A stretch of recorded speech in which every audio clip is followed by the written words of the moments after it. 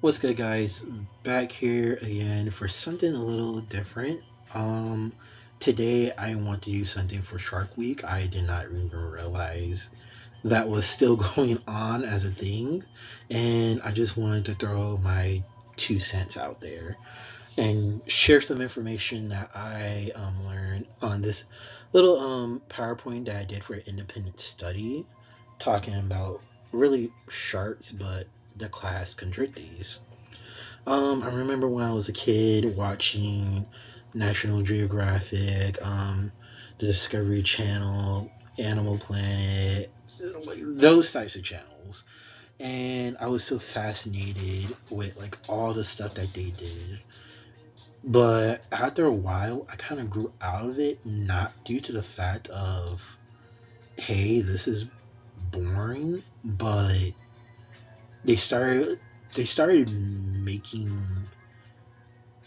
I guess, fake shows. Yeah, I think that would be a good term. Like fake shows about is Megalodon still existing, or wow, mermaids are a real thing. Those little fake documentary stuff with actors and yada yada yada. I liked it how it was before then. I remember seeing Steve Irwin, that dated me. But I miss those days of just seeing those types of informational videos when I was actually learning and not like watching a movie. Which, don't get it twisted, I do like watching movies, but when I want to watch something about nature, I want to see facts. I want to see truths. I want to see true hard science. Nothing pseudoscience or made up in that nature. So today, I'm going to present you guys with the evolutionary pressures of the K2 extinction and how that affected the class of Chondrichthyes. So, what are Chondrichthyes? Well, they fall under the kingdom of Animalia, phylum Chordates, and the class of Chondrichthyes, which is a cartilage fish. And that class can comprise of chimeras, elephant fish, sharks, skates, rays, and a few other species that you don't see here in our little evolutionary diagram. So the cartilage fish, or the chondrichthyes, are one of the oldest ascended groups of jawed vertebrates, and they appeared in the early Silurian, but really became abundant during the Devonian. And so right here, I want to discuss about the different types of teeth styles, specifically for sharks when I'm talking about chondrichthyes. And so right here, I like to call this teeth design elongated.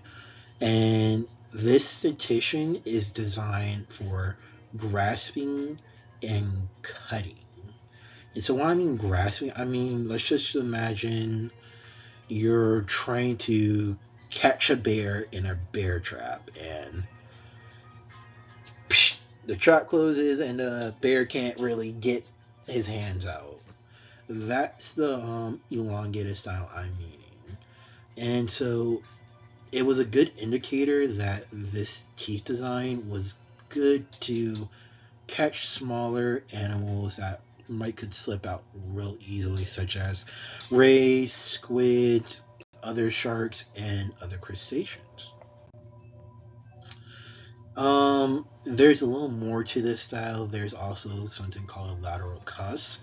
And so those are these little things right here. And so they're not too big compared to the main root of the tooth, but it was believed to be used to help grasp prey as well. And in a paper that I read, that this was possibly a good way for sharks to prevent gum disease. So, little fun fact that you know, next time you're out in the beach and you just see a tooth like this. Unlike we have the concave or triangular style, as you can see right here, and this dentition is similar to the modern great white sharks. and it has the design for like the greatest biting force. And so these teeth are like multi-purpose to just take large chunks of flesh. So like you're at McDonald's. Oh my God, such an American thing for me to say. But you're at McDonald's, you're hungry, and you're like, oh my God, I could just kill a big fat burger. And you just take a huge chunk out of it. So that's the tissue designed for our concave style. So I want to talk about a little bit of the climate right before the KT match extinction. And so right here is a map of how we believe that the Earth looked like around the late Cretaceous. And so right in this region, this would be the East Coast, ranging from like North Carolina, South Carolina, Georgia, Florida, and a few other coastal states.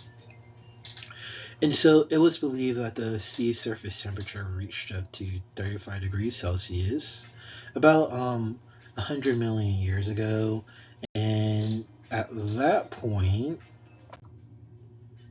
we were able to see the type of environment it was, and we looked at, hey, what type of shark teeth were located in these areas.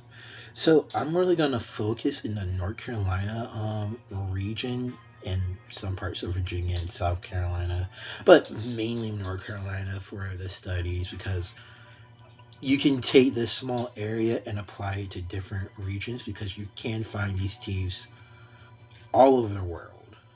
And so, starting with the Black Creek Group and PD Formation, as you can see right here, this was part of the late Cretaceous for North Carolina. And we had a decent amount of elongated teeth design, as you can see with the names right here. But there was slightly, just a few more, nothing complex, just slightly more robust and triangular teeth design. So we can say that during this time, yes, sharks were eating smaller animals and larger animals depending on the species, but we can say for a fact that it was more likely better to be this type of species with the elongated teeth design, because it was easier to catch these animals. It was less competition, unlike the robust triangular group, because with the robust triangular group, they were fighting other marine reptiles for like larger prey. And so during this time, this is where we will see like mosasaur swimming out catching its prey. So these guys were competing with mosasaurs if you was like in a robust triangular group. And so right here, the KT mass extinction happened. So what is a KT mass extinction? I'm keep bringing this phrase up a lot. Well, the KT mass extinction was one of the largest extinctions um, on Earth, and it happened around 66, 65 million years ago. Pick a number that you like. And 75% of species, keep that in mind, went extinct. And so we believe that there's two possible factors that had happened during this. Both could have happened, or one could have been the main driver. There's evidence for both. I might do a video discussing like what's the evidence for both types of factors for the KT mass extinction. Just give me time. But the two possible factors were like the Deccan traps in West India, as you can see right here in this beautiful image. And the Deccan traps were basically a flood basalt, or a event where lots of tectonic activity was happening, and the earth was ripping open, and the land was covering lots of lava to the point where enough of the gases escaped and blocked out the sun. So this was like a huge climate event when this type of tectonic activity had happened. Similar to the Siberian traps. Those were similar in like nature when we're talking about extinctions.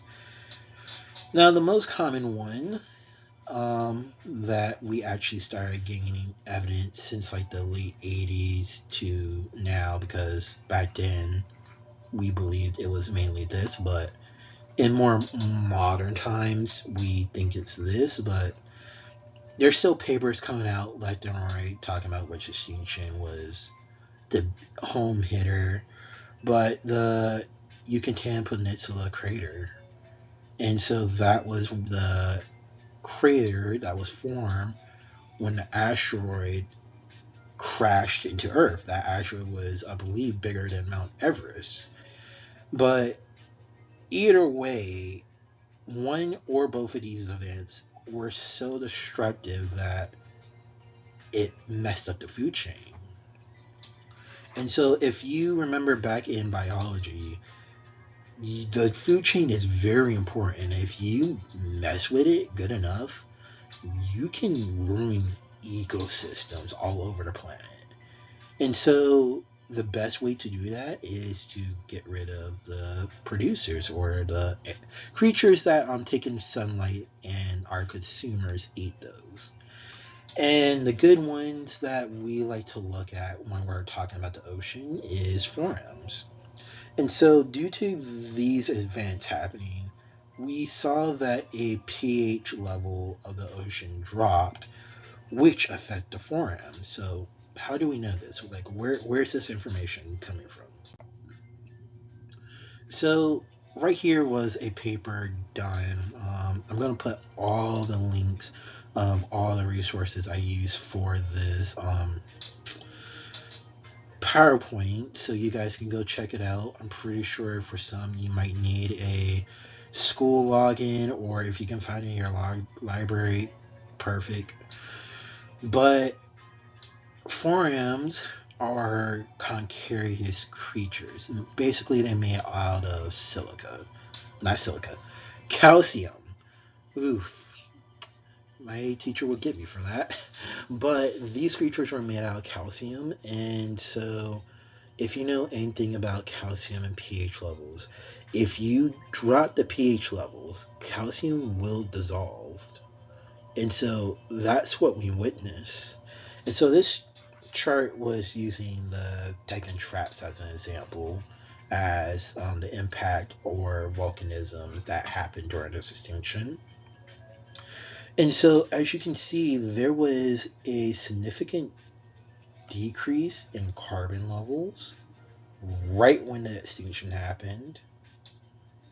Oxygen levels dropped as well, not as hard as carbon levels. And so due to that carbon percentage or carbon levels dropping, and this is due to the oceans loving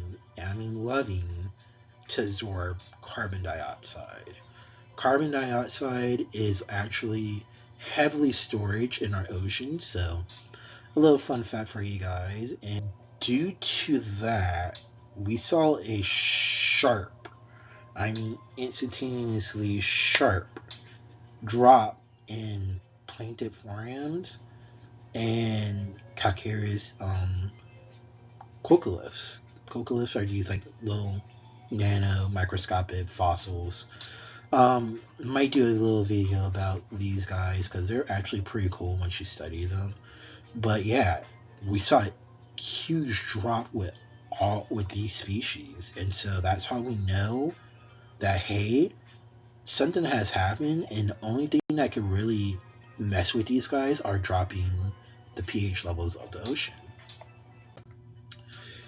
So after the extinction, Earth healed, life started to come back. And so this is how we saw the Earth right after the extinction. As you can notice, our ocean currents are different compared to today.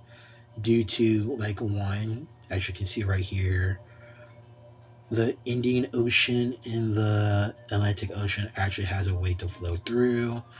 We have no blockage from the Central America, so water was easily able to flow through the whole equator without any problems.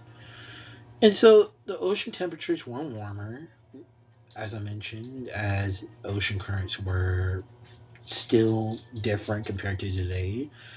And also, mammals started radiating out, taking new niches that made dinosaurs have taken over.